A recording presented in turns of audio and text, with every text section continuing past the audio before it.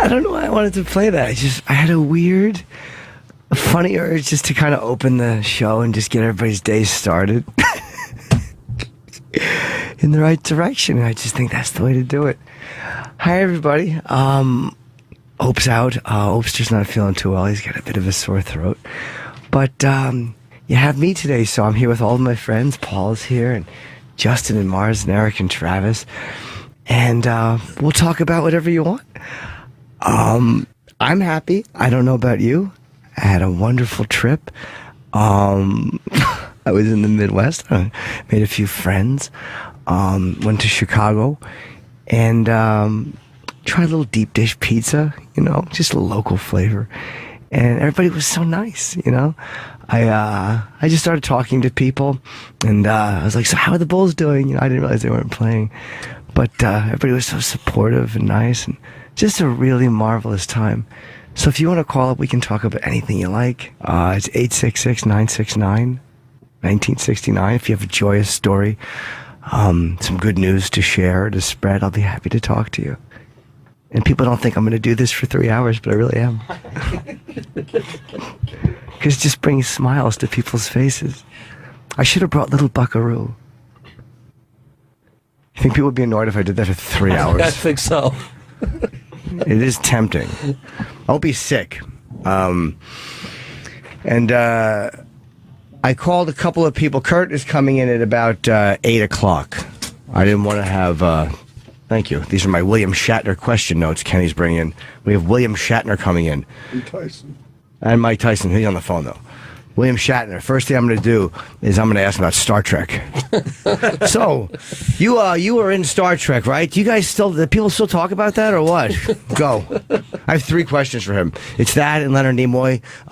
He wrote a book about Leonard Nimoy. So I'm going to say, he was Spock, right? And he's going to say, yes, he was. I'm going to be like, what about those ears? Go ahead. And I'm going to give him a few minutes to talk about that and expand on it. So it should be a real fucking gangbusters of a show. But the first hour, I'm not going to spend the whole hour, but I want to take some calls because I released my Chip Chipperson animation, and the reviews have been mixed. Some people have loved it. Some people have hated it. So I'm happy to discuss with people what they liked about it and what they hated about it. The funding is actually going well financially, but it's not all about the finances. I want people to like it. And it's a weird undertaking when you do something like that. I was stupid about certain things. One of them is, Louis C.K. one time was talking about a show he was discussing with a person. And he said the person was going to do something. And Louis said, well, I don't know what that means. And then the guy explained it to him. And Louis said, well, if you're not going to be sitting with every person who's watching this, that doesn't make sense. Like, if you're not going to be there to explain. So I have live audience noises in this teaser. Teaser's a better word. Coke Logic told me I should say teaser, not pilot. And he was right. Never did I intend the entire series to have a laugh track. It was kind of a sarcastic goof on that. I have another episode which I may have come out today. But I never intended to put a laugh track for real. But I should have had episodes out first. You don't release something and then say, this is obviously not how it's going to be, and then all of a sudden expect people to know that. That was really stupid of me. I got an email from Coke Logic, and it was very helpful. So he and I chatted a bit back and forth, and that was one of the things I was like, why did I think that people would understand that was not the way the whole series was going to go? So it was interesting to hear what bothered people about it, what people liked about it. So if you guys want to call, I'm happy to take any calls that you guys want to talk about. Whatever you want to say is fine, and I'll see if I have an answer for you. The weekend was great, by the way. Thanks to the people who came out to Chicago and to Detroit and to Milwaukee. Really good. I had no idea how it was going to go in the Midwest. It was fucking 10 degrees. It was miserable. A miserable trip as far as the weather. But we landed in Chicago. Of course, LaGuardia was down to one runway for some reason. I think the wind, high wind, whatever. So we flew into Chicago and we had a great, a good show. Probably one of the best shows I've had in a year. And then drove to Detroit. What a miserable fucking 4.5 hour ride. I mean, I'm telling you what a great trip I had, and now all I'm doing is saying what was miserable about it. Stop with the negative. That's the problem. He gets too negative. He starts too negative, and all of a sudden there's a frown. I really enjoyed it. So thank you to all the people who came out. I do appreciate it very much. And so the phones are starting to ring. Who's the first one? Milwaukee wants to chat. Oh, I get to do this? Oh my God. The way we did it is Paul is sitting in Opie's chair, and he looks like way too comfortable there. He's got aspirations, this boy. And this fucking call screener thing is facing me. So I didn't want anybody in for the first hour. And then I have Kurt coming in at 8 o'clock to about 9:30. Then he has to go and write. He's writing for Amy. Okay, where do I click this? Here's the number. Hold on, this mouse really sucks. Okay, there? Mm-hmm. Hello? Hey, Jim, it's Marshall from Milwaukee. How you doing, bud? Hi, Marshall.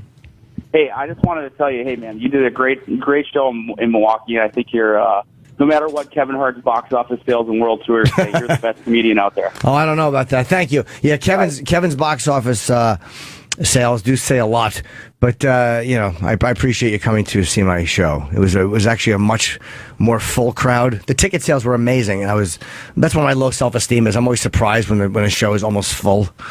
We only got 40 tickets left. I'm like, really? What happened? I assume they just gave them all away. But everybody was just, I do meet and greets. People always call and go, are you going to be taking pictures? I do after every show. You don't have to ask. I had meet and greet tickets that I sold. And they were sold out in a lot of the shows. And I canceled them. And we're giving the money back. And I'm just going to go out and do what I normally do. Because it felt shitty to just have 20 people come backstage and then still have merchandise out there and people would buy it like they normally would at a show and I'm not out there to sign it. It just seems shitty to do that. So the money is being refunded, I think, for the meet and greets. I'll just go out and just take pictures and sign and all that nonsense. How much more is a meet and greet ticket? How much more do they charge? I don't even know what they charge. It was at least 50, I think, but it was just too much. You get merchandise with it, too. It wasn't like 50 for a picture. You get stuff with it. But, you get better tickets. I think you get an upgraded seat or whatever. But whatever. It's fucking stupid. And I definitely want to talk about Elliot Spitzer, too. Let's see. Oh, God. Who's this person? Oh, I'm getting all nervous. I'm moving the little mouse, and it's going all over the place, and I don't know what to do. Hello? You're on the telephone. Hey, Jimmy. Hello, sir. Hey, I appreciate you taking calls about this. Sure. It just means that, you really want to see it be a success. But I kind of thought that, is it all about Chip, or is it, because I think Uncle Paul kind of stole the stage with what you put out. Well, the original idea with this first thing, which again, Pilot's the wrong idea, because Pilot sets the tone for the entire series. So I probably shouldn't have called it that. It was more just an introduction to who these guys are. There was no real story. Is that your phone, sir? Okay, I'm gonna probably is. I'm sorry. Okay, I'm gonna hang up just because it's getting a little distracting. But I appreciate the call and thank you for the Uncle Paul comment. Okay, buddy. I did it wrong. Glad we weren't arguing. I did that wrong. Is that the button I push? There you go. This one. Down. I gotta go all the way down there? Oh, what the fuck? Oh my God. What's all this?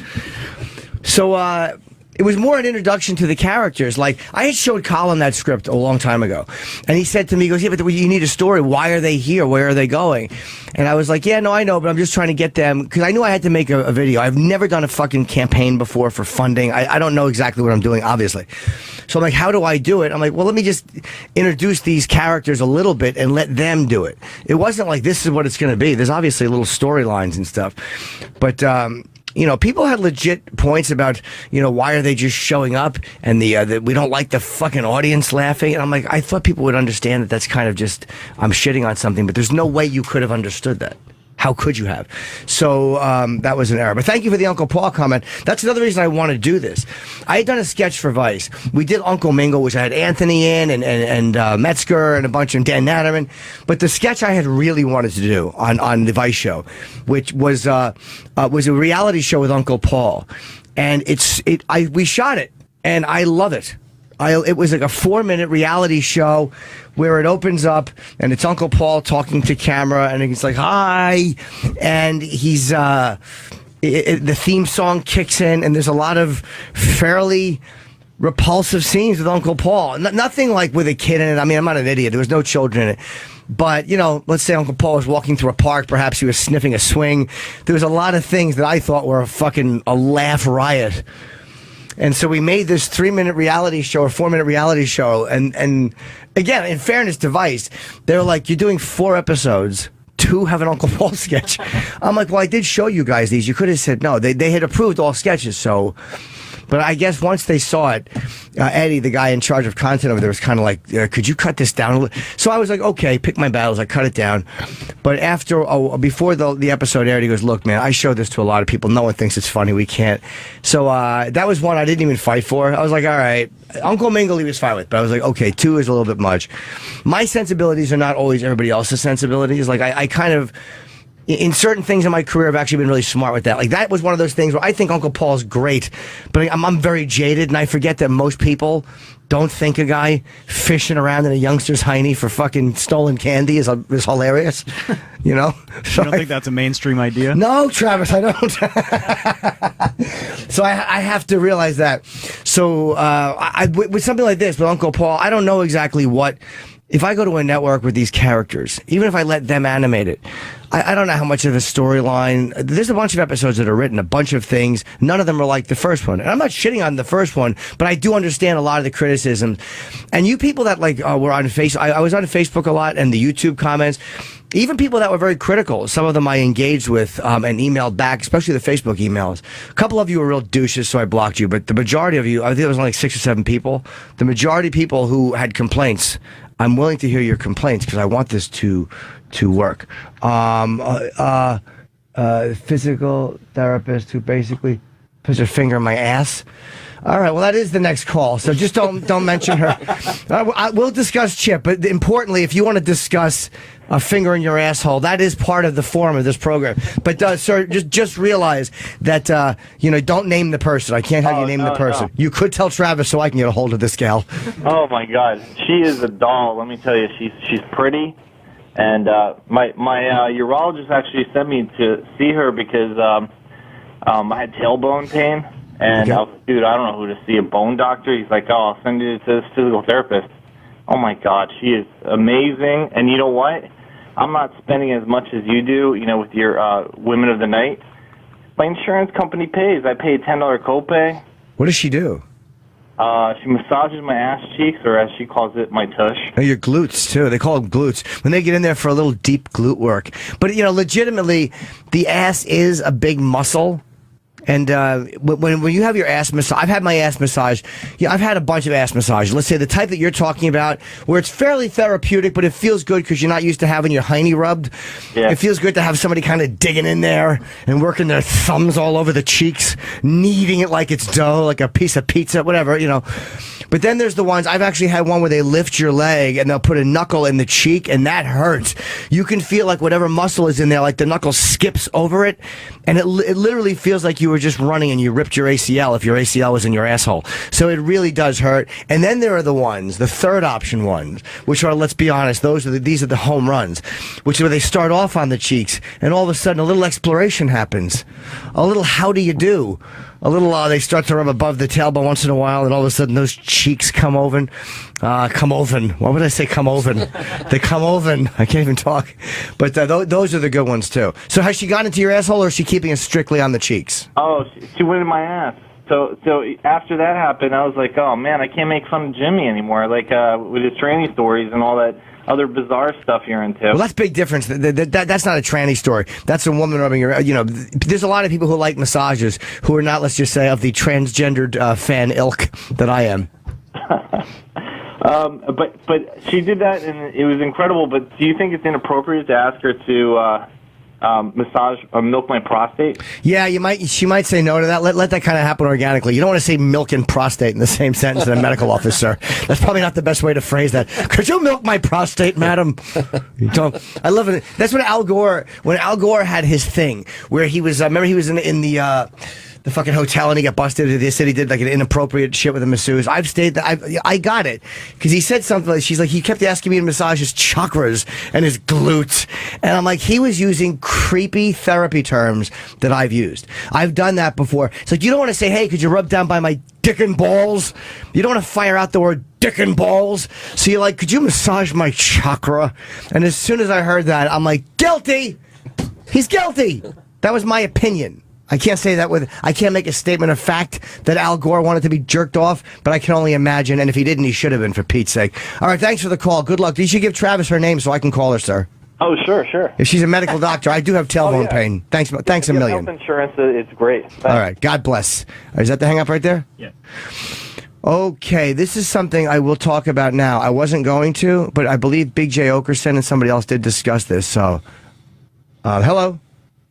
Hello. Hi, buddy. How are you? Good. How are you, Mr. Norton? Good. So I read recently that Keith Robinson had a stroke. I was just wondering how he was doing, or if you had any information. I have minimal information. The reason I wasn't going to discuss it is only because I think initially Keith had wanted it kept private. So out of respect for him as my friend, I wasn't going to discuss anything medical with my friend that he didn't want discussed. But then I heard and he told me that. So like, Jay, I think Jay talked about it, but Jay didn't know. Jay probably just, him and Kurt might have discussed it. So it's not like it's a secret. Yeah, he did have one, but it wasn't a major. Thank God, he is going to be, it looks like okay from what I know. I was in Kentucky and I got a call from a guy named Jeff who we know, a mutual friend.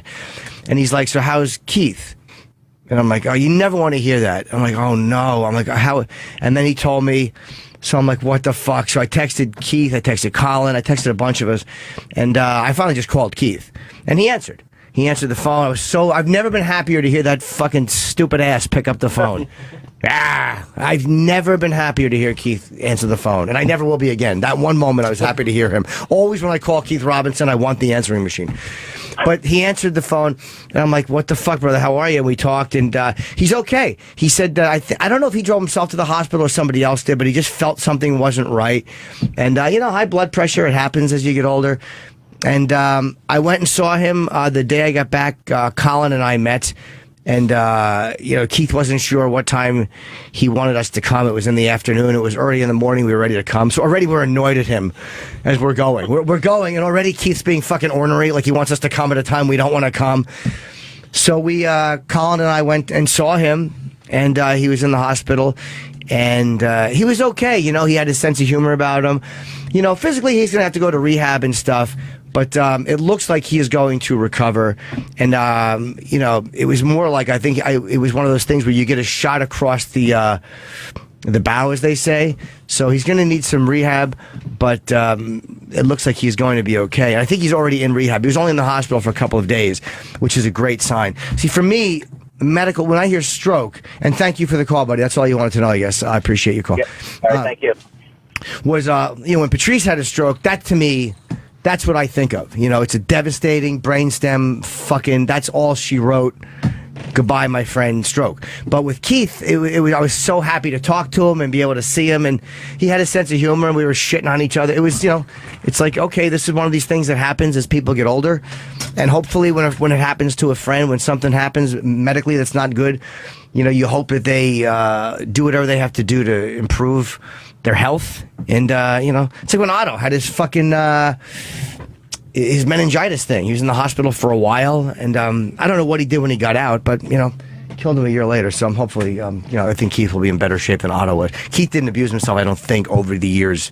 Otto did a lot of drugs many, many years ago. Not that that's what killed him, but I think that weakens you on some level. Okay, let's see. Wants to talk about the cartoon or the show. Hello. Hello? Hi, buddy. How are you? Oh, doing all right. Can you hear me okay? I'm in my car. Kind of, yeah. I'm reading across. Your name is Brandon in Michigan. Oh, my eyes are a little better than I thought. Yay! What's up, Brandon? Hey, I just wanted to tell you that I liked what I saw in your Kickstarter or Indiegogo, yeah. Show. Yeah. Oh, sorry, yeah. Anyway, I was wondering, are you going to write all the episodes yourself, or do you have, guest writers, or... That's a good question. I've thought about that because one of the criticisms people gave, and one of the things people said, they're like, we didn't feel it captured Chip. And I understood why people would say that. I really did. And here's why I understood it. Do you guys hear that fucking... It's the construction. It's construction and shade? Yeah. That's good timing. They can't do that overnight? That's what we're trying to do. They're doing construction next door? What the hell? By the way, if anyone who wants to help out with the Chip campaign, go to my... We have chipchipperson.com, but there's no link up. So just go to my Facebook or whatever. There's a bunch of links to it. I am going to be writing the episodes, but one of the reasons people said it doesn't represent Chip, they want to see Chip in these live, weird situations, like with people but I understand that. I don't discount people saying that. Like when I first saw Borat, like I love Borat. I love the Ali G show, and I love Borat as a character.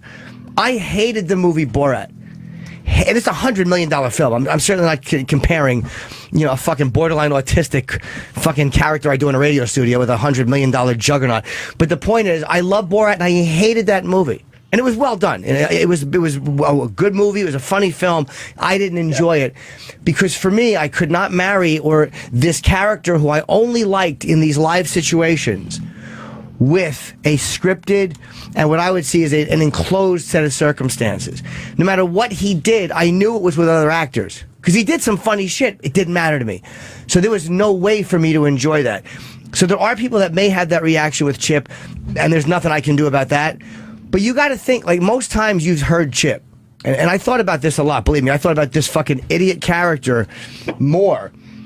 Most times people have heard Chip, it's not in those crazy situations, it's in this room. Most times people hear Chip, and I'm still not discounting the things you said. I'm not saying that there aren't things I'm going to do differently and have already done differently in the writing.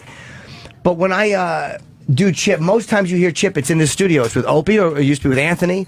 It's with Sam, or it was with Travis, or Justin and Eric, or people who are my friends, or Bobby, or young Paul, young fucking well-coiffed Paul. It's in a, I hate to say it, but it's a family situation where everybody knows Chip. Most times people hear Chip, it's not in circumstances where nobody knows him, or where he's shocking people. Those are the Comic-Con videos, which I love doing. So for me, just to go out and do interviews, I did think of it, but it didn't feel right to go out and do interviews because then I'm just doing interviews. I'd rather just show them. And believe it or not, it became harder. I need to get a good Chip wig to do them because too many people after a while were saying, like, oh, yeah, I'm a fan of your actor. I know your act, especially in these Comic-Cons. I'm not saying I'm too famous to do Chip, but in a lot of places I was recognized more than I would have wanted to be, so it became harder to do those. But that was one of the issues with that. Because I considered that originally, do I want to do this where I'm talking to people? And that also didn't capture any of the other characters. How do you bring Edgar into that? How do you bring Jenny Carmen into that? Or how do you bring Uncle Paul into that? But yes, sir. Oh, no, Kirk Cinnamon. I was waiting to see him. Kirk Cinnamon's brand new, dude. The episode I have that I'm going to put up. It's another 5-minute episode. There's no audience sounds in it. And it was actually the very first thing we recorded is different. All the other ones that are written are different. And the pilot, again, or the teaser is kind of a standalone fruit. It's a standalone thing. But, people who think like, well, I don't know if that captured Chip. You got to realize who you see Chip as is sometimes different than me. And, I am Chip. Like, I fucking hate saying that, but it is Chip. Like, most things Chip Chipperson says, you people never hear. Most things Chip Chipperson texts, you never see. Like, it's most of it is done in my house, and like, to Jen, my ex, Jen's a huge part of Chip Chipperson's life. I know a lot of people are like, why does he have to bring in a girl? It's not that I'm trying to hold it up and without her, Chip never would have survived this long. And people don't understand that. She is critical to Chip Chipperson's survival.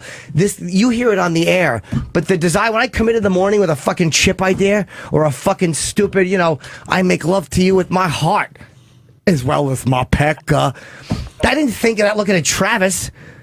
That's fucking stuff that happens in my personal life. So it's one of these things that it's a matter of capturing something that you guys have only heard on the air or in these Comic-Con videos, and that I have only heard in the original Chip cartoon.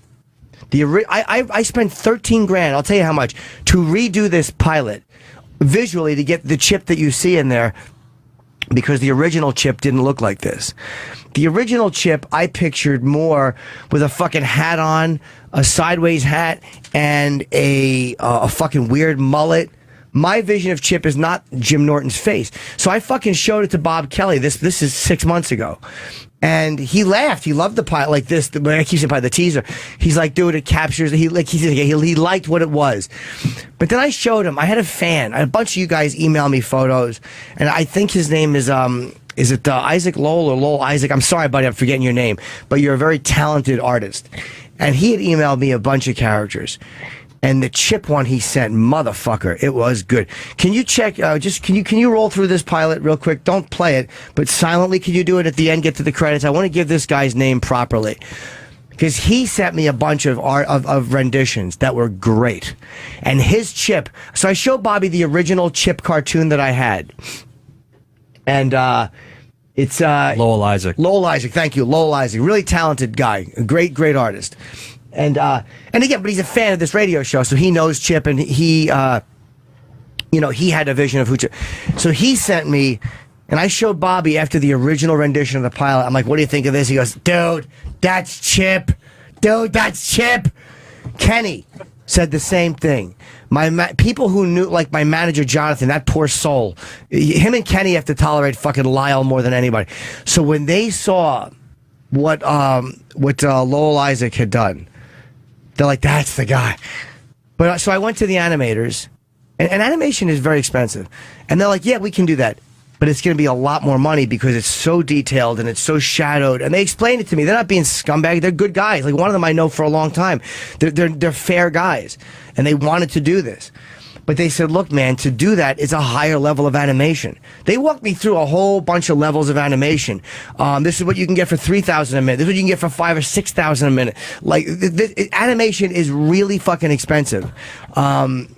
So we did a lower level of what Lowell Isaac had done, but that became the inspiration for Chip. So the second episode was always done like that, but the pilot was redone as Chip. But you do more illustrations, and they would have been really a high end for me to animate. So anyway, that was why Chip. One of the reasons that he looks the way he looks, and as far as capturing this character, I apologize for babbling. I'm talking by myself here. Thank you very much for your call, buddy. I'm going to get to some more calls too. Let's see. Jimmy, is that? No. That was an idea he had sent me, but the one he sent was much more like Chip. But you see how shadowed that one? We're looking on the monitor of a Chip idea, and that looks almost Ren and Stimpy-ish, I think, or is it sound? And it captures something about Chip, but it's not as close to Chip as I wanted. But this son of a bitch is great. He's a great drawer and a great artist. But look, that captures Chip too with the hat right there. Yeah. We're looking at a bunch of them. And Lowell Isaac, what's his name? Lowell Isaac on Twitter. Go there and look at some of the ones he had tweeted. But when you look at even the ones I didn't choose, look at the detail to the drawing. Look at the multi-level coloring to get that to come alive and to have expression. And again, these guys were very patient with me, the animators. I didn't know a lot of what I wanted. You guys have to realize, some of you guys, like, you fucking... And by the way, the feedback on a lot of it was more positive than negative. I know I tend to focus on the negative, but a lot of people loved it, and I appreciate those of you that donated, and, I'm just focusing on the people that had questions about it, because your questions are fair. I know most of you like Chip. It's a character you want to support. Let's see here. Wants to give feedback on the show. Oh, there it is, right there. That, to me, that fucking photo, that painting that he's doing, that captured Chip Chipperson. That, when I showed that to Bobby goes, dude, that's Chip. Yeah. But when I went to them with that, they're like, that's a really amazing illustration. Yeah. That's a great piece of illustration. Right. But to do that, again, I'm not doing this with any network, obviously. So, let me go right here. I want to give some feedback on this show. Oh, that's Brandon. Brandon, you still here? Oh, I didn't hang up on him, Brian. I'm not even good at hanging up on people. Oh, I'm so glad we're not quarreling. What a disaster this would be. Let's see. Can you ask Shatner?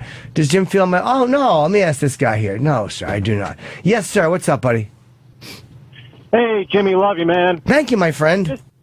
Just a quick question. I'm not trying to start shit, but ever since the meltdown, 2 months ago or so, Uncle Paul really doesn't show up much, and I think we all know why, because, Opie voiced his opinion.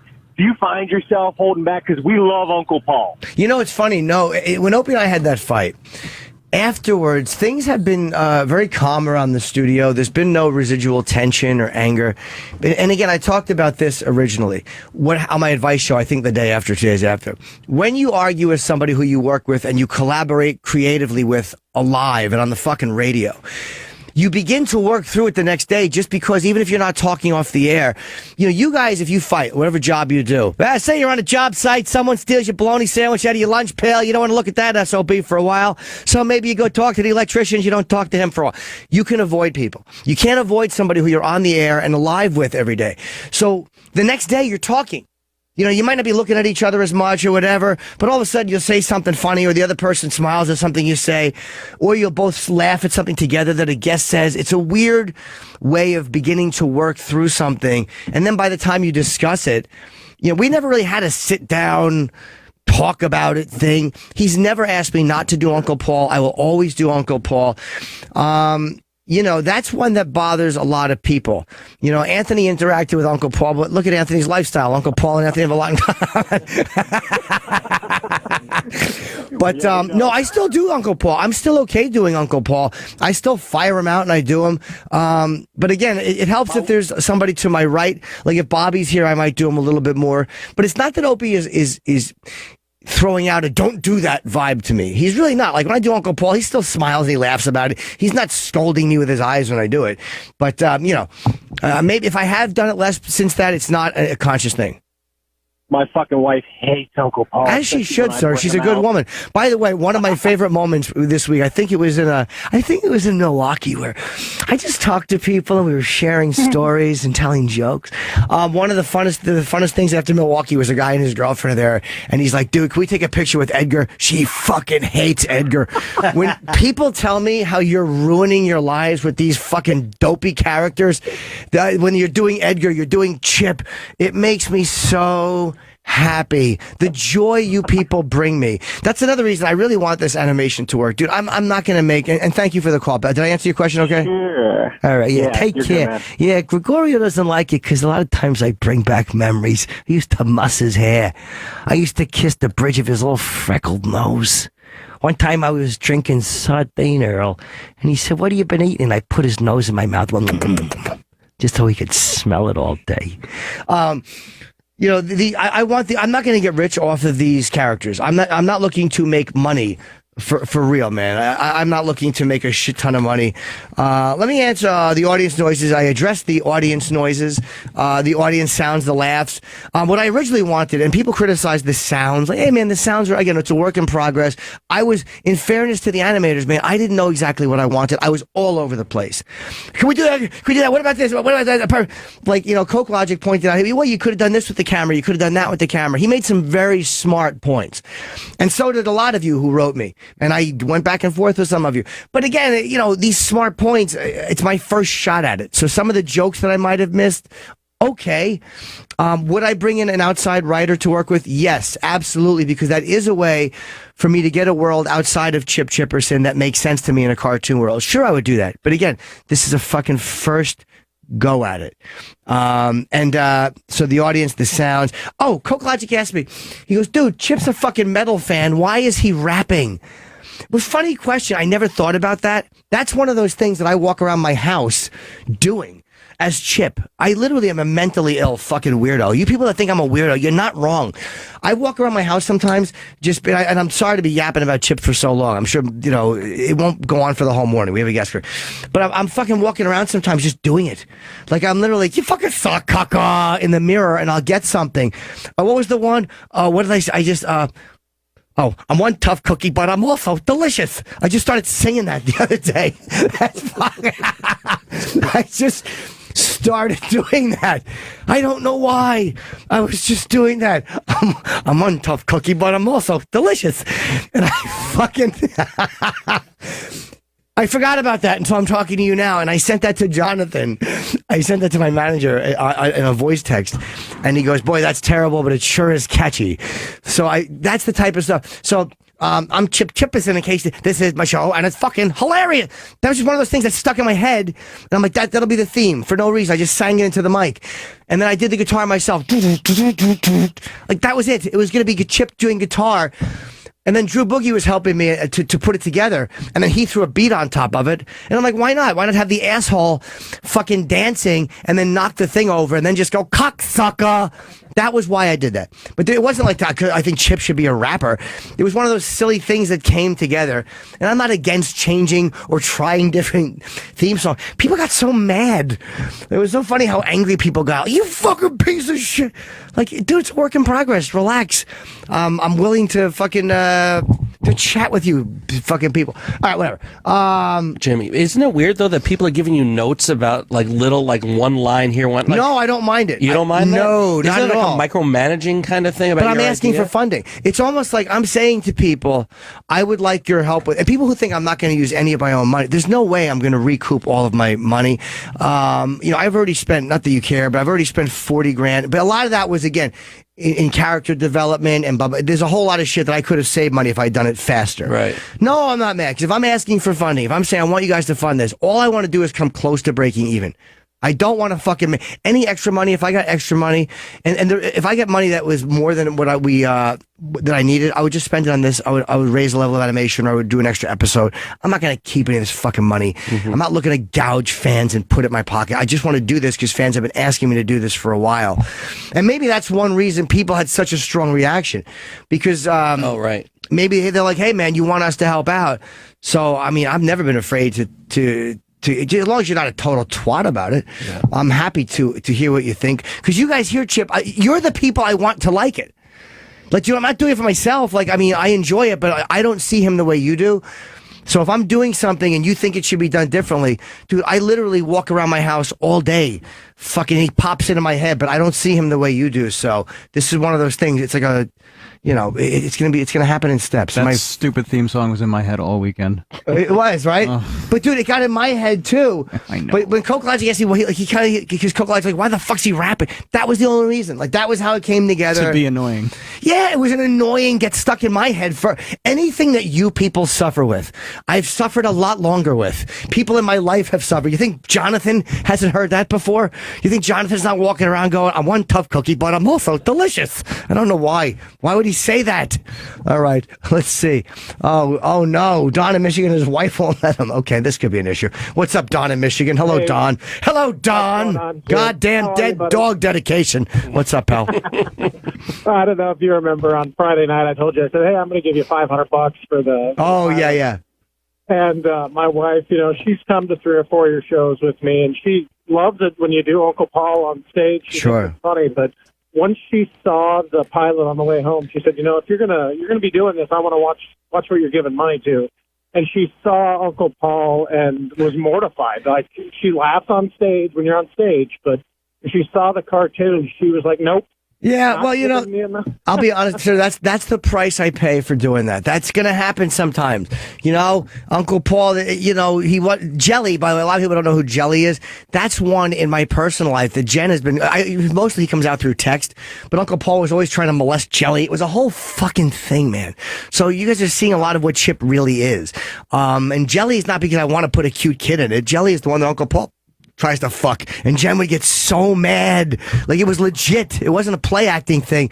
But he's like, that boy backed his. We did that. Oh my god, we did that in the fucking pilot. In the thing I shot for Vice too. There was one scene where E-Rock, young Eric, a fine actor, that young Nagel boy has a future in Hollywood. He plays a cop, and he's arresting Uncle Paul and pulling me out of a comic book store.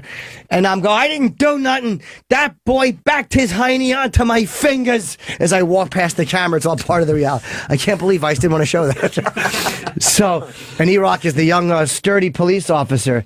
So that was where that was from. So yeah, I can understand. Hey, if you want to give $10, give $10. And if you can't, I appreciate you checking it out anyway. No, I appreciate it. And hey, man, we're very lucky to have gotten to see you here in Michigan 2 times in 6 months. Yeah, I can't believe how many people came out. I didn't realize that I was that close. I never rape a market. And thank you for the call, pal. I never rape a market like that. I never go right back into a market. But it was part of the tour. I didn't realize it was that close. So thank you to all of you who came out. It was a fucking full crowd.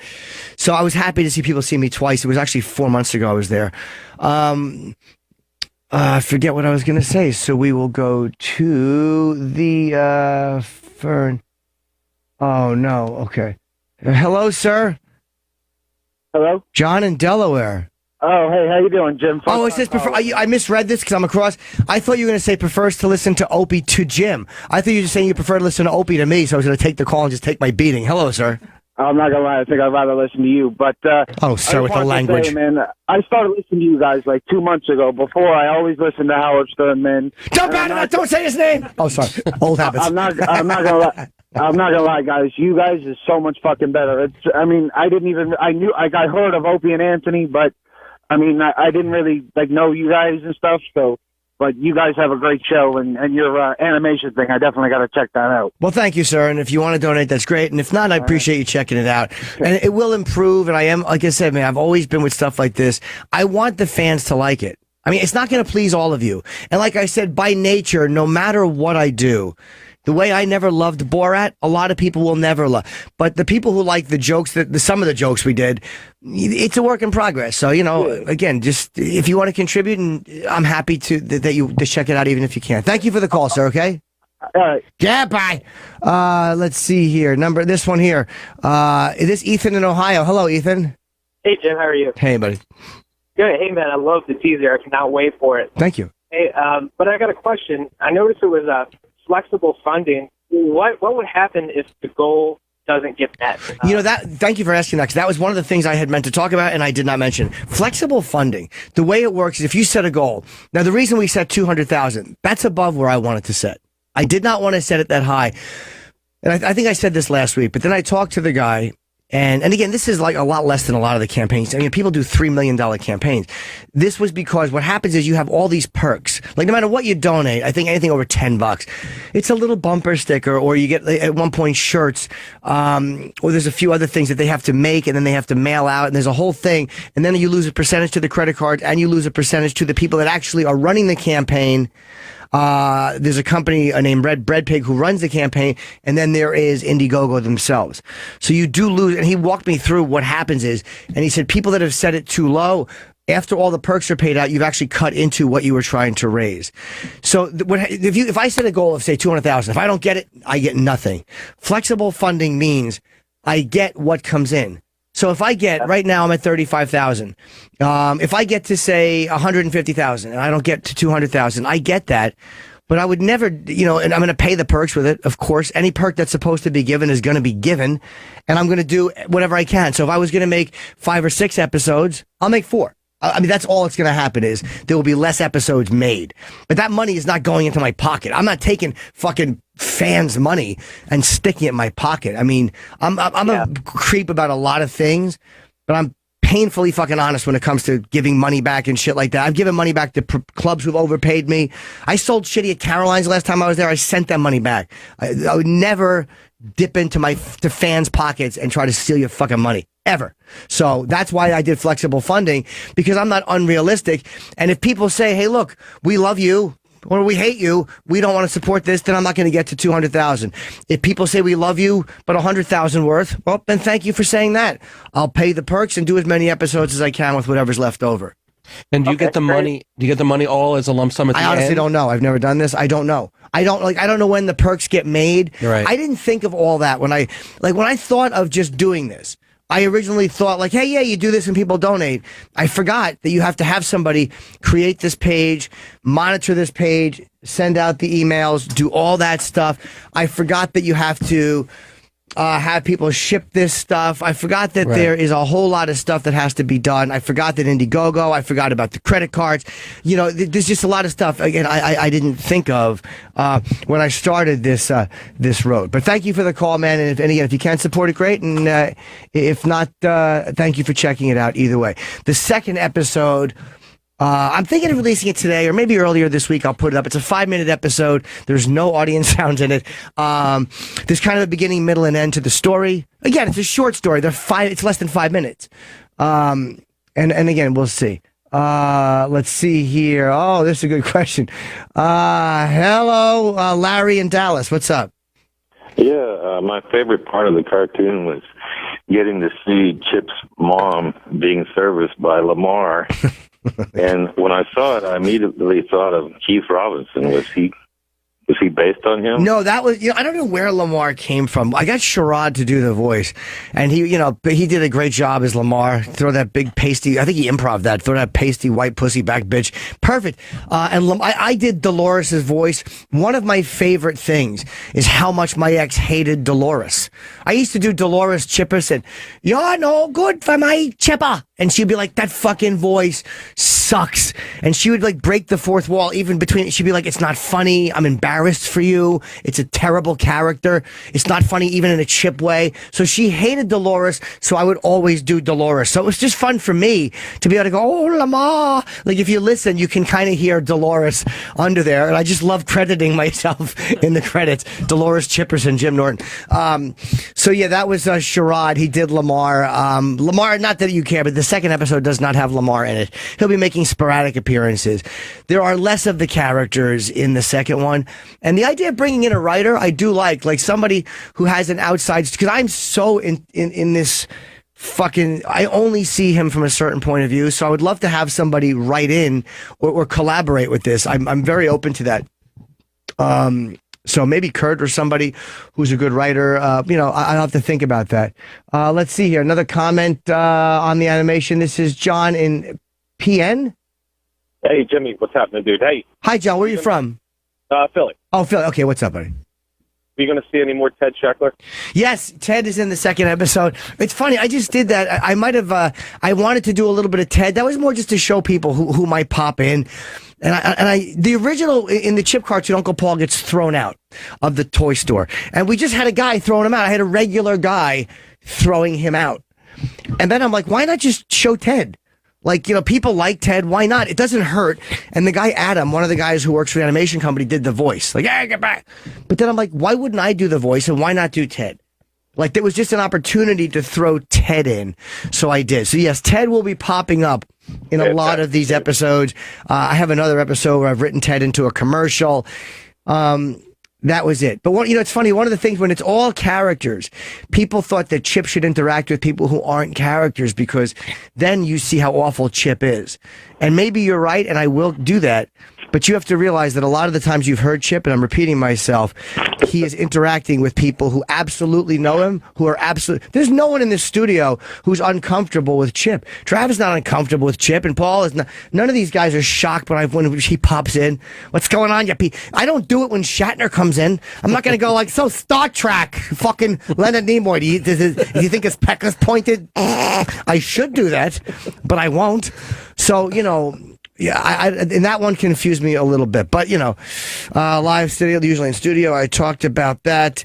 Another problem. If I just did Chip, I think I said this, as outside interviewing people, I couldn't have interviewed introduced the other characters. And thank you for the call. I'm going to let you go. One more question. Oh, sure. Hey, you going to be on Horace and Pete at all? I don't know, to be honest. Louis, he told me about Horace and Pete. Louis' new show. I've seen a clip of it with, I've heard it's very good. He told me he was doing that when we went to that fight, that boxing match. He told me about it. I don't know. I don't know exactly what it is. I should probably watch it. But the clip I saw had Nick DiPaolo in it, and Nick is fucking great. Nick is a handsome, good-looking actor, man. Nick, check out Horace and Pete, and just for DiPaolo. He's fucking so good. I haven't seen any of Louis' scenes. Metzger piped up a little bit. Jessica Lange piped up a little bit. But it was more DiPaolo at the bar talking to a couple of other guys about politics. So, yes, go ahead, sorry. I guess they should have called horse and buggies or something. Fuck yeah! Horse and carriages would have been the better name. I said that to him. I was like, "Come on, Louis, your hair's all red. What do you got? Fucking a period on your head or something?" All right, Jimmy. You want a Grammy? How about a grandpappy, sockcucker? All right, thanks for the call. All right, let's see here. Any other comments? That's with Shatner. Hold on, let me see here. There are only two other actors in board. Let me see here. Yes, Bobby in Florida. Hello. Fuck yeah. What's up, Bobby, Florida? What are you down there getting a suntan or a daughter tan? Yeah. I'm just chipping you, babe. Go ahead. What's up? Hey, real quick, man. There's only two actors in Borat: the fat black whore and his fat Armenian friend. Or Somebody whatever. tells me that you have the names wrong, sir. I think you're thinking of Lonnie Love, and I forget the guy's name. I thought, you know what, dude? I know what you're saying. I felt more of those situations in the Borat film, and maybe you're right. But don't forget, Pam Anderson's in it. There's a whole storyline, and I'm not shitting on the movie. I'm not saying it wasn't great, but but it's all like pranks on people. It is. But when you look at the Pam Anderson thing, the whole storyline, he's writing to Pam. Wasn't he calling for her? I wanted to meet Pam. I'm not even saying it was bad. I'm just telling you why it didn't resonate with me. Like, I'm not criticizing the film because, again, it made over 100 fucking million. He did something right. But for me, it's why that didn't translate. It felt like it was an enclosed environment. And it was also difficult for him because at that point, Borat was such a famous character. Yes. That, I mean, that's why he had to stop doing Ali G, too. That's what I'm saying, right? That's not what you're saying. No, me and Chip. him got the same Nope, thing. You're not on the level. I am so. Nope. People like, oh, it's Chipper. I thought it was Borat. Okay, thank you, sir. I didn't know that. All right, let's see. Okay, buddy, let's see. Mike in Massachusetts. Hello, Mike in Massachusetts. By the way, Mike, before you get to your call, are you on with me right now? I am. I'm coming up to that area this weekend. I'm going to be in Maine, my first time in Maine ever. So I just want to come up and talk about lobsters and share some fun stories about fishing in Vermont and things of that nature. And I'm doing 2 shows in the Wilbur Theater. Boston always sells out. And then I'm going down to Foxwoods and one other show in New Haven, Connecticut. So if you're in the old Massachusetts area, please come out and see me. And what's up, pal? Yeah, just I love you guys. I appreciate that. Love is a positive thing. It's such a positive thing, no doubt. But I had a question. I guess Anthony does your characters on his webcast or whatever you call it, podcast. Podcast. Say it right, you piece of garbage. Yeah, and he does tons of impressions and everything. Anthony, you worked with him for 14 years or whatever. And I guess I was just curious, like, how do you feel, like, as a performer to have someone else also doing your characters? Now, obviously, it's Anthony, and it's like your boy, you guys are on the radio together forever. Your character was basically developed with him. I was just curious, like, how you feel. Well, Anthony has been giving a legal notice. We've given him a cease and desist that he's not to do Chip or Uncle Paul again because he is basically he's dragging the good name of these characters into his filthy Italian muck. No, I love it, man. I'm honored. I really am honored. That somebody would think to use Chip Chipperson or Uncle Paul. And it's funny, they didn't get created with Anthony. They were created more with girlfriends off the air. I told you years ago I did Roger Davis, fucking Roger D. That was a character. Uncle Paul was Uncle Larry. Edgar was Little Mouth Man. And that was kind of a combination of Edgar and Uncle Paul. Like Uncle Larry. I forget how I would do that one. I told you Lester was the brother who was burned everywhere except from the knees down. So he'd always wear knickers to show off his nice legs. But no, I'm honored. Anthony can do anything of mine he wants to do. I love stupid Anthony. So whatever Anthony wants to do, he can do. So yeah, I'm honored. I really am. I think it's funny. Okay? Yeah, thanks. Thank you, my friend. Let's see here. Kenny has brought me eggs, but I want to keep talking to people. You know me. I just get alive here. Hold on. Okay, Ellen? Oh, Ben. Jesus. Okay, that looked like, the B looked like 2 L's. Ben in Arizona. What's up, Ben? Hey, how you doing, Jim? Huge fan, man. Thank you, man. Great honor. Thank you, buddy. Yeah, man, I love the animation. The only thing is, man, it's always hard to take these awesome characters off of the radio. You know what I mean? Yes. Like, as far as, like, it's spontaneous, like when Chip's on there and you guys just start going and then Chip just says some dumb shit, like it's hilarious. Like, you crack up. Yeah. Seeing him in an environment where he's, like, on TV with characters, it's funny. Like I said, it's great. It's just one of those things, man. It works so much better on the radio. Well, thank you. You know, it's funny, man. That kind of falls into the, how do you take something? Because even when it's in here, I'm saying it, like people are hearing Chip in an enclosed environment. But even when you guys are hearing him here, you are hearing him off the cuff. So exactly. How do I translate that? How do I translate off the cuff Chip that you hear, even in the friendly environment with Travis, and whether it's an Opie or Ant or any of my friends, to an animation where, again, like I said before, it's an enclosed environment. It's a pre-planned environment. It's a very tough jump to make. And again, I can't animate radio bits. I don't own the rights to them. I want to do it. I'm going to start a podcast, but again, that's one of those things where will Chip work on the podcast? Will there be interactions? But right now, I don't own this stuff. So all the things you guys have seen or heard on the radio, I love that you love it, but I can't take that and animate it. The people who said, somebody emailed me about Gervais, like he did that, but yeah, Ricky owned that content, so I can't do that. I totally understand. Like I said, I'll support anything you do, man. And I know it's the first one you've done, so I can only imagine it'll get better, man. Thank you, Ben. I appreciate you supporting it, and it will change and get better and morph. And again, it's a work in progress. And as far as the level of animation and stuff like that, some of the sound effects I wish were different. But again, I was so fucking. There was so many things I was trying to get done. But I didn't look to focus on anything in particular. Joke. I mean, especially right now, a lot of comedians are trying to do it. I mean, it's not something that you just jump into it that easy. Like I said, man, it's something that definitely I'll be supporting, definitely. But just hearing Chip for years and, like, all your characters, man. Same thing with, like, I'm a Stern fan. Same thing when I watch Stern on Demand. Like, that show's magical. You listen on the radio. Once you see the characters live, it's still funny. It's just, it takes away some of that magic. Yeah, the people are, it's a good way to say it, because there are people a lot of times you'll see a movie and they're like, that's not how I pictured the characters or whatever. So yeah, like, when I hear Chip, man, I just honestly picture just some Tom Cruise or something, right? Like a fucking handsome, like a Brad Pitt, or maybe whatever's opposite of Tom Cruise. That's what I Ryan Reynolds, who was in. All right, thank you very much, Ben. I appreciate you supporting it. Okay, no problem, man. Bye-bye. Love you guys. Later on. All right, yeah, you can go to my Facebook or my Twitter, and there's a bunch of links to the Indiegogo if you want to support it. But yeah, it is a hard leap for people to make sometimes too, man. So I understand that. But people got so angry at it. And it's like, maybe because in fairness, I didn't plug it much. I'm not good at whoring my stuff, believe it or not. Like now I am, but when we just mentioned it on the radio, and then I didn't talk about it on the radio, I was gone. So I was doing it through Twitter.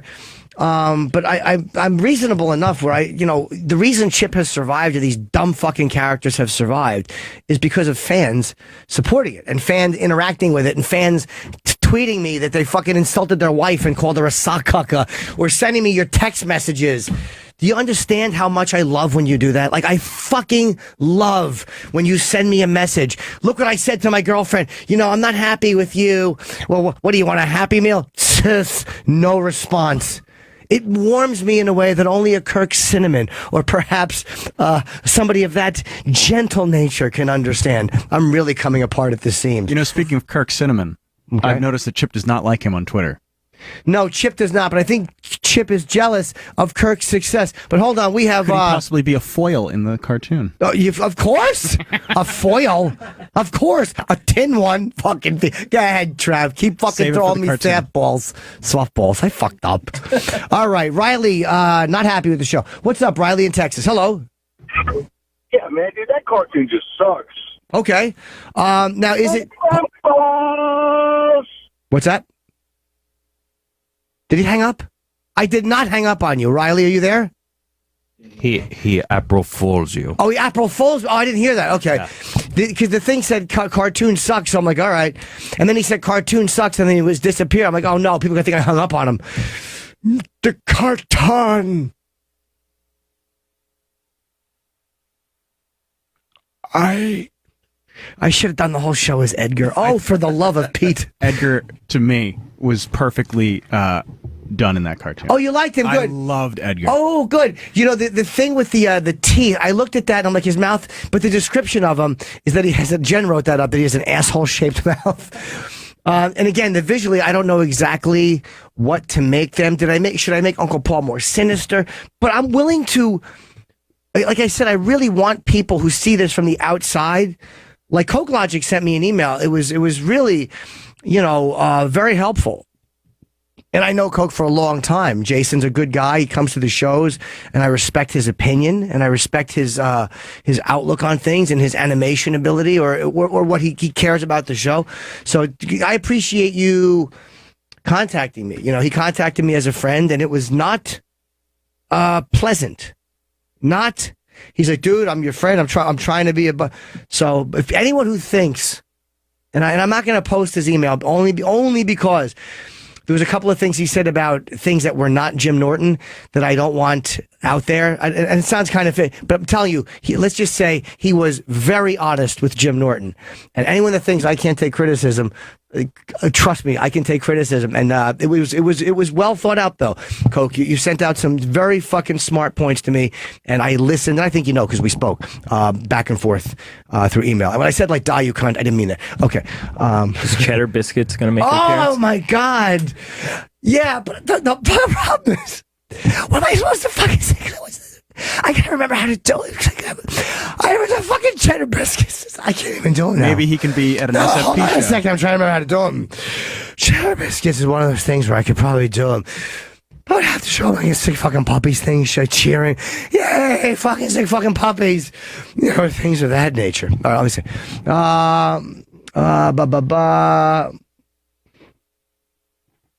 Hold on. I am lightheaded here. Oh no, Oklahoma. Good question. Good question. Wow, I just got lightheaded doing Cheddar Biscuits. Hi, what's up in Oklahoma? Hey, Jim. I love the new cartoon, man. Thank you very much. I appreciate that. I was wondering, you know, when Fezzi first started out, his persona was a gay guy, and then he just turned into one. Who, Jim Norton? Oh, sorry. Oh, shit. Hold on a second. I'm pop-locking by myself and shit. Go ahead. What's up, man? So I'm wondering, when does Jim flip out and Chip just completely take over? You know, I'm telling you, man, this Chip Chipperson is like fucking Jimmy Robinson, where they hated Jimmy Norton. Eventually, Jim Norton will go away. Jim Norton will fade away, and fucking L to the C will come in full time. I don't know. I like doing Chip. I don't know why I like doing it. I don't know what it serves. I've always talked to myself. You know, I've always been that guy. I've always been like a little weird person who talked to himself. Little Jimmy Norton would always like kneel on my bed, on the side of my bed, holding in shits and just kneeling and living in a fantasy world. That's what I did that a lot of my childhood. Very strange boy. Fighting the urge to shit and just kneeling on the side of my bed. I would kneel in almost prayer form and just fucking daydream and talk to myself. So there's probably like a mental illness or an autism or whatever there. God bless me for coming as far as I have in life. I truly am a shit. But, you know, and again, keep 866-969-1969 if you guys are available to call in. You know, there's been a lot of very good support. Financially, I'm surprised we're at $35,000, to be very honest with you. I don't know what I thought we would do. But the guy told me, George, who's running the campaign, he said, you'll probably do well the first day. He said, overnights, they die. That's why we didn't do it in January into February. He said, because there's a whole week period of the holidays, and after the first week, they die. He said, not animations, these funding things. He said, over the weekend, funding things tend to die. So the fact that we continue to move, I'm very happy with the support you people are giving it. And I'm grateful for the criticism, too, believe it or not. Hi, Kurt. We're wrapping up this hour here. Hold on. We're just getting to a couple of calls. Mark in Philly, hello. Hey, Jimmy, how you doing, bud? I'm good. How are you? Wonderful. Look forward to seeing you at the Sands Casino in Bethlehem. By the way, and at the Fillmore in Philly. Thank you very much for coming to Philly and this. I just said Kirk, by the way, when I met my friend Kurt Metzger. Sorry, Kurt. I'm so used to doing Kirk Cinnamon now that I can't mix it. We're talking about the Chip animation. Some people liked it. The criticisms. I didn't even see it. Hold on. Mark in Philly. Mark, what are you saying about it? Hey, bud. What I wanted to reach out about is, I know I turned a lot of people on to it. The only thing that I think turned me off a little bit, and I certainly love the concept, and I know it's for Indiegogo starting, but you were really, really made it a big point in that animation to talk about the funding. And I was hoping that, hopefully that spurs it, but I was hoping you'd lose that to some degree in the future. Oh my God, of course. That was the whole teaser thing is them asking about getting money. Because I just did that, so instead of me making a video, I'm like, make the first one an introduction of some of the characters, and they asked for money. That's the only reason. That's why when Coke Logic said you ought to call this a teaser and not a pilot, because it doesn't represent what the whole show is. Great point. I just hadn't considered that. But yeah, of course, dude, this is the only... Here's what originally I had done, not to bore everybody with the ins and outs of Jim Norton's mind. But it was, nobody gives a fuck. But what happened originally was, when the original character was done, it didn't look like this Chip at all. Right. And then I was going to fund it and ask for money. The second episode I had written was actually...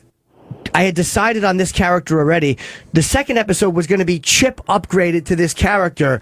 Chip basically coming in, upgraded, and everybody else going, what are you doing, you fucking greedy asshole? You took all the money and spent it on yourself. Like, I was just gonna make it that Chip upgraded only himself, gave himself a giant dick. Like, that was it. Like, it was gonna be this Chip character with like a fucking huge penis, big fucking pecker. But I decided against it and animated this. But thank you, sir. Yes, that's the only one they're mentioned. Oh, this is a crowdfunding thing. Yeah, because that's how they work, isn't it? You fucking beg for money and then hopefully people do it. To you. But I've spent money up front. I spent, and the only reason I tell people 40 G's is because anybody who thinks that I don't I care about it's expensive to do animation, man. Fucking hell, dude, it's awful. And I've gotten 30, but I'm trying to get up to 200, which is what I wanted to do less, but they said you need that much. No, to pay you for all these absolutely things. do. But again, if I don't get that, I will do.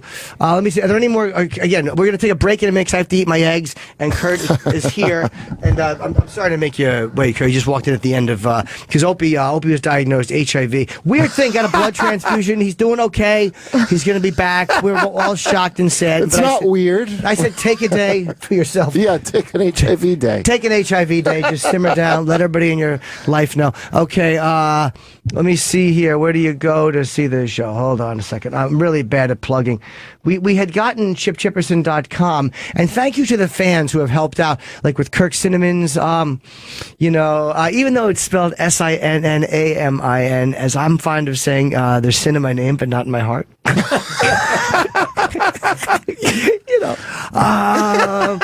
I appreciate all the friendship that I've seen. Hello, who's this on the phone? It's Greg in Atlanta. Hi, Greg, what's up? In the ATL, sir, please. We're trying to appeal to a younger demo. Let's talk properly. Well, yeah, you fucked up with me because I'm 52. All right, I'm 57. Welcome, sir. First of all, you're brilliant, man. You absolutely cracked me up with crap, and I never thought I would be laughing at a fucking molester. Thank you very much. Well, you mean a character molester. Jim Norton's not a molester, sir. Thank you very much. I think he knows what he meant, Jim. I hope so, but I didn't know. Nah, but you fucking, you know what I mean? Who knows? Somebody hearing that could think you didn't. All right, but you explain what you meant. He's explained himself, Anthony. Go ahead. Anyway, so I don't know where Goodfellas. to show. I don't have Twitter, so tell me where I can find this thing. I want to go watch it. You go to, I don't know what the fucking, go to my Facebook public page. It's got my mouth full of shame picture. We had Chip Chipperson, but again, I don't think Chip Chipperson has been redirected yet. We're working on doing that. You could go to my regular Facebook page, the fan page. It's on there. Okay. Okay, buddy. I don't have like a quick one to give out verbally. I've been telling them to let's do that, so hopefully I'll have that by tomorrow. My manager was working hard on it, but he's also busy because he has a giant dick to lug around. Thank you very much. All right, thanks, man. Let's see here. Chris in Baltimore. Hello, Chris. Hey, Jimmy, can't wait to see you here in Baltimore, man. I'm coming down to Baltimore. What am I doing in Baltimore? I don't even know. I think it's Cinco de Mayo. You may get booted. Oh, I'm gonna get. Oh, is it Cinco de Mayo I'm down there? Oh my God! Wait till you hear my jokes about that. Oh, the people dancing and the different languages and whatnot. I don't care for it because it's cultural appropriation. Oh, you know what, Kurt? From your lips to God's ears, I changed my stance. Hello. What's up, man? I'm sorry. I'm saying that's a problem with doing the show by yourself. I'm saying hello twice. That's how fucking lonely I am. Hey, you're a professional broadcaster. It's fine. Oh, sir, hey, I don't know what to do. I'm just swinging and missing here. Am I happy with how many people are watching? I really don't know. Should I'm okay with it. Well, it's just, I mean, not everybody has Twitter. You have 400 and some thousand followers there, but I think most people that are fans of the show at least want to see Chip. So I know it'll take some time to do that, sure. But, you don't have any ratings in satellite, so I'm sure you're always wondering what your reach actually is. It's funny, you don't know, and I always doubt what the reach is. I'm never deluded about or delusional about how many people we reach. But then I'll go, like I said, this weekend, the live shows were fucking packed. So I'm like, wow, it is going pretty well, because I did minimal local press while I was out there. I think you'd be surprised at what the reach is, because just for Dumb Race Wars, the amount of like spill-off we've got from just... Oh, really? Even just being associated with like Twitter beefs that the fans had with the show, it boosted our listeners by a lot. Yeah, I think people do listen. I don't know. I don't even want to know sometimes 'cause I know it's going to disappoint me. Like sometimes I just don't look. I really don't sometimes. I don't look because I just don't want to. It's like, whatever. But yeah, I mean, I don't know how many people have watched this. Let's say like 50,000 views or 45,000 views. That's okay. I mean, it's not the fucking, it's not like, I'm not Gangnam Style. But, whoever's going to see it's going to see it. I mean, if people don't want to watch it, then they won't. I mean, look, if you guys again, you can email me, therealjimnorton@gmail.com. Facebook, I literally have only blocked like 5 people on Facebook. That's it. Really? Yeah, I think me too. I think on Facebook I blocked almost nobody. It's not even people who are critical. Yeah. I can handle you being critical. Because there are people who are like, Jim, love the cartoon. Great, thank you. And then the next guy I go, Jim, hated it. Okay. You're free to say that. Right. And I do value the input. People don't think I really do, because you guys have been hearing this. Well, sometimes people give you good, like I had people send in, Chris's were like, listen, I'm a fan. Can you please just stop eating into the microphone? Oh, God, yeah. Like shit I can't argue with. Yeah, that's a great point. It's not even trolling me. It's just really, they just have a point. There's times where they'll tell you things where you're like, ugh. I mean, everyone who bashes it is not a hater. Everyone who bashes it is not someone who hates it. And then there's times where people will bash it. Like, there's been people who've sent me some really cunty interactions, and then I get back to them, and all of a sudden, they come back to me, and I realize, like, this guy is a fan. Yeah, that's like, the worst. legitimately a fan. And I'm like, why would he... Maybe people sometimes don't realize how certain things come off, or they're just talking to you like the way we kind of communicate. No, they want to knock you down a peg first. Maybe. I'm telling you, dude, I've been through that a lot, where I have fans that are like, they're actually big fans of me, but they feel like they're almost gay to just say they like something I did, and they gotta like, I don't want you to understand we're on the same level, so that's why I'm gonna call you a name first. I've been through it a million times. I don't even mind the name, but I mean, even like when I'm going back and forth with them, like I've DM'd a couple of people about stuff. Like here's an example. One guy said something on Twitter about me, and it was. I kind of felt it was it was definitely a nasty thing. It wasn't pleasant. So for some reason, what did he say? I don't even remember exactly. And if I can find the tweet, I'll tell you off air. Only because I didn't want to blow up the guy, because he was using his real name on Twitter. So I'm like, I'm not gonna. My tweet. I apologize, yes, Jimmy. Well, you said you're a cunt. You spelled it with a K and put a winky face. I was like, all right, that's cool. So I said something. I found something on this guy that was kind of. It pointed out that he was whatever. So I DM'd him. Okay. And we went back and forth through DM, and he actually was a fan. Yeah. And he said, dude, I was only, but if I had just looked at that tweet and went, fuck you, and blasted him, we would have been fighting. Right. So we chatted a little bit through DM, and he wound up coming to one of my shows. And he was a nice guy. We said hello. We took a photo. Yeah. So it's like weird how you communicate with people. Oh, I got a bunch of them, dude. You don't always know if they're fans or not. I got a dude that's on my show now that was from a fight. I'll engage anybody. I really don't give. My only rule is if you want to troll me, you gotta make your name based on my name and make a picture based on, like, you don't fucking come in with an egg or your leftover Opie hatred. Like, you have to dedicate yourself to me. To Kurt, right. Yeah, you will be my dedicated troll, but I'll let you stay. Yeah, I like to engage. I like fun chats. It's one of those things, Kurt. I mean, Twitter, it's a place for Twitter for stinks, friendship. dude. It's for fucking morons. But the thing that blows me away is people really think I give a shit. Like, I like to engage, and I don't care. Like, I just enjoy it, and people really imagine A, they can somehow hurt your feelings, and B, that you're like having a meltdown merely because you answered them back. Yeah. Jim Norton's having a meltdown. No, I know, but I've seen you on Facebook. Sometimes meltdown is not an exaggeration. Hello. No, if I have a meltdown, it ain't gonna be on fucking Facebook. Trust me. No, when Kurt has a meltdown, he's gonna walk in. It's gonna be. And you're like, why is he carrying a bowling ball? Oh, that's someone's head. Yeah, that's All how right. I relax, is the Facebooking. Paul in Georgia. Hello, Paul. Episode idea for Chip. Well, hello, Paul. I'm willing to take any suggestions. Hey, Jimmy.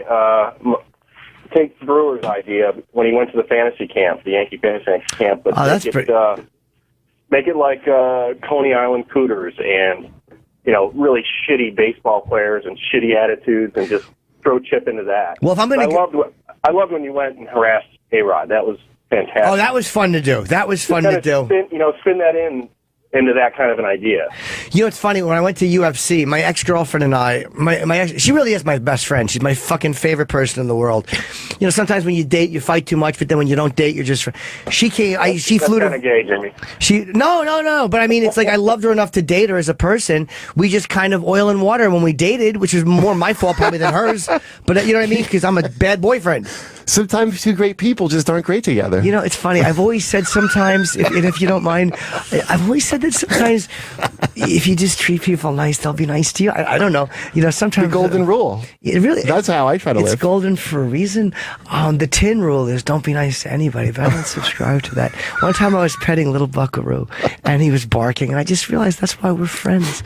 But I took my ex to Vegas. She lives in L.A., so I flew her to Vegas, and we had, separate rooms. We don't fuck or anything, and we just go to the fight together. We went to the Conor McGregor fight together, and before we get there early, so Chip is fucking is yelling out during one of the early fights, and Dana White, who I fucking really I love because he's proven himself to be a supporter of this show. He always gives me good seats when I go there, and he doesn't have to at this point. He doesn't need us to promote. He's just a loyal friend.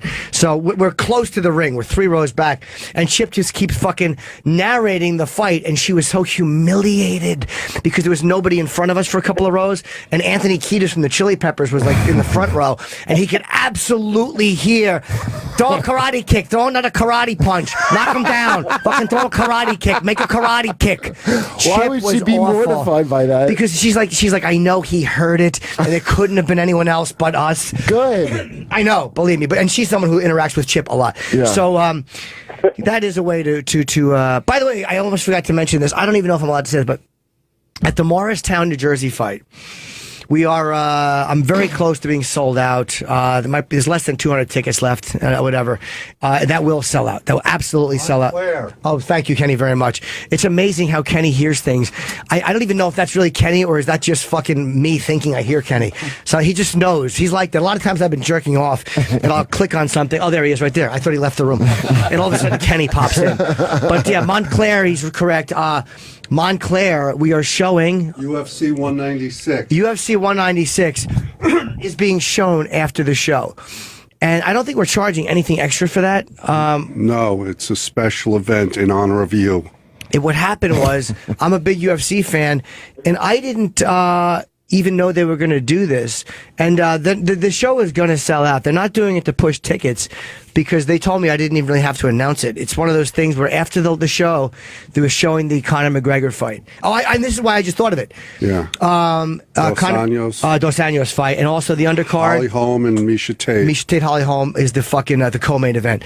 That's going to be phenomenal. So we're all going to hang out there and watch the fight together at the fucking Montclair gig, and I cannot wait for this fight. The Wellmont Theater. A Wellmont Theater, and then what is the date? The 11th? Saturday, March 5th. March 5th. Boy, I've gotten everything wrong. Yeah, March 11th. Go to fucking, what did I say?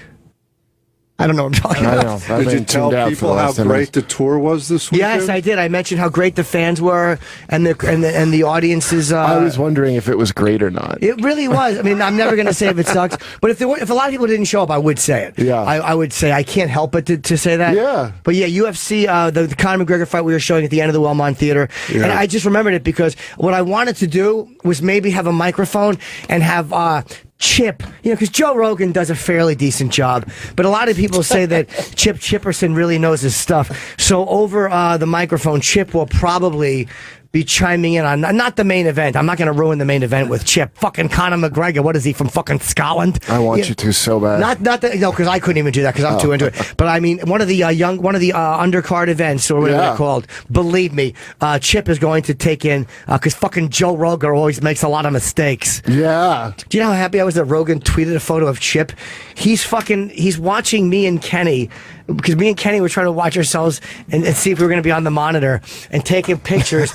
And Rogan sends out a picture of fucking Chip fucking snapping from the side. I forgot that people can see this idiocy. So yes, March 5th, right, Kenny? Yeah. I cannot get enough. You were talking about the animation. Did you describe my character? Kenny's character, there it is right there. Kenny's character in the animation. Kenny is great. I think hilarious in the animation. Some of the shit he says, and we didn't even show dialogue. dialogue from the second episode yet. I have an alternative lifestyle. Yes. Oh, yeah, you do. Kenny, I have Kenny playing a homosexual. Oh. And I don't know why I did that. I just figured it'd be funny to have a big... And like he ties off his shirt in the middle, and Kenny just read the character descriptions, and I'm not going to repeat how Kenny said it, but let's just say Kenny said, "I didn't know I was playing," and he mentioned a homosexual in the car, and I fucking screamed. I didn't know you didn't know. I thought you knew that was part of the. No, I'm just a team player. Can I let me read it behind Kenny's behind Kenny's pointy head. Kenny, tall, stoic security guard at the local mall who takes his job far too seriously and tries to police the town. He has a 70s gay porn mustache because he's a homosexual. Kenny, the muscle in every bad idea Chip ever has. Edgar often needs Kenny to open up jars of gefilte fish. Kenny's homosexuality would be unnoticeable, but he insists on wearing clothes that are too tight and uncomfortably complimenting. He's uncomfortably complimenting other men. Kenny is well-mannered and always polite, but his monotone voice can be misleading. Oh yeah, gefilte fish was an idea. We copied and pasted some of these from the original, but did you write all this? Yeah, me and Jen wrote it together. But there's actually Jen who? My ex-girlfriend. Oh, but there's actually there's an episode because Edgar likes to have silverfish put on him. Yeah, I know exactly. He likes it's a thrill for him to lay there and have silverfish crawl on him. So that was one of the things we wrote. And gefilte fish, I think, was a mistake. Anyway, we should go to break soon, guys. Let me see. I appreciate that. Talks to himself, but donate to this show. And you want to give an opinion on? Okay, whatever your opinion is, I will hear it. John in Philly. Hi, John. Yeah, how you doing? I'm good, buddy. Thank you for donating, by the way. Oh, you know what? I didn't. I lied. Okay, you never have to lie to get on the show, John. I did because you know why? Your interns don't know who Kirk Cinnamon is. Oh, okay.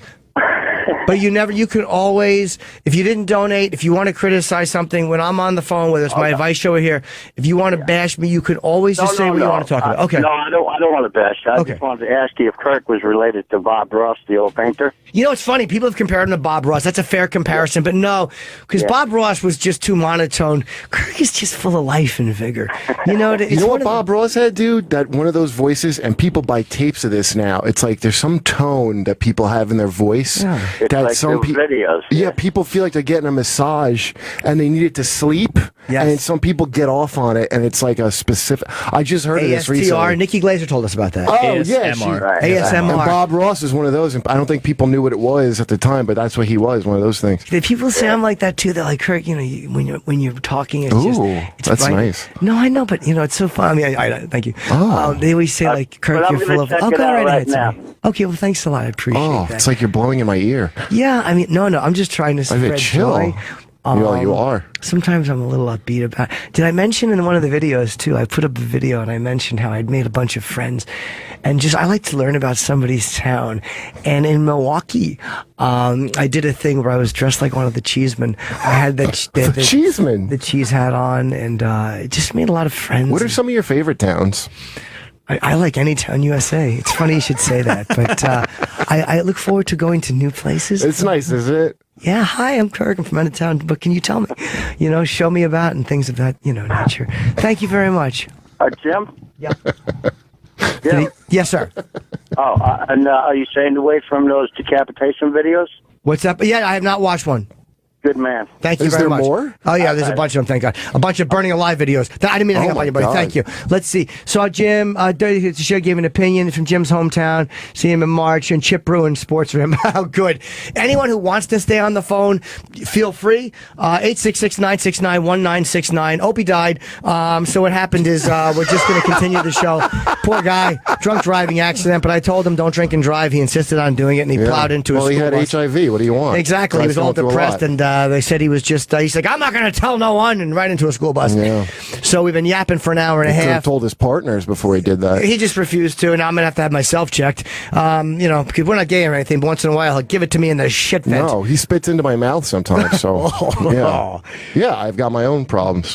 So Kurt is here until 8:30. Then he has to leave for work. I'm sorry, till 9:30. Yeah, and then we have William Shatner coming in. He has a book called Leonard, which is about his life with Leonard Nimoy. My 50-year friendship with a remarkable man, and it's really good. I've looked through a lot of it. Funeral I didn't go to, but there is a reason for that. He explains it. He was actually involved in some kind of a charity event that a lot of people had paid for, and he tried to get back but missed it. But I think people got a lot of people got the wrong impression of their relationship when that happened. Yeah. And he was closer to Leonard Nimoy than anybody else from that show or for any other actor who's ever worked. They were superbly. He's a fun guy, man. Hold on. I just said he was superbly close. Oh, what a fucking I want to be cock. superbly close to you right now on a commercial your fucking break. dick should be to my face. It will be, my friend. Oh, what a fucking and my eggs have probably gotten cold. But, you know, it's like I say sometimes, you know, cold eggs, warm heart. I say that and people laugh, you know. Well, it's as true now as it ever was. It sure is, Kurt. I appreciate you being Kurt and Kirk. I feel we're going to mix us up. No need. Dude, Shatner's cool. When I did the Sheen roast, you know. Oh, the last time I hung out with Patrice, Shatner was like, he was funny as hell, dude. And he would like, and he like had the best sense of humor, I think, He's out of a lot of awesome. people. And we also have Mike Tyson calling in after that, like 9:45. Mike is promoting, this is kind of cool, Undisputed Truth. The one-man show he did, he's now doing a bit of a residency at a comedy club in Brad Garrett's comedy club in Las Vegas. I think it's at the MGM. Am I correct? You're correct. I'm correct. Thursdays through Sundays. Thursday through Sunday.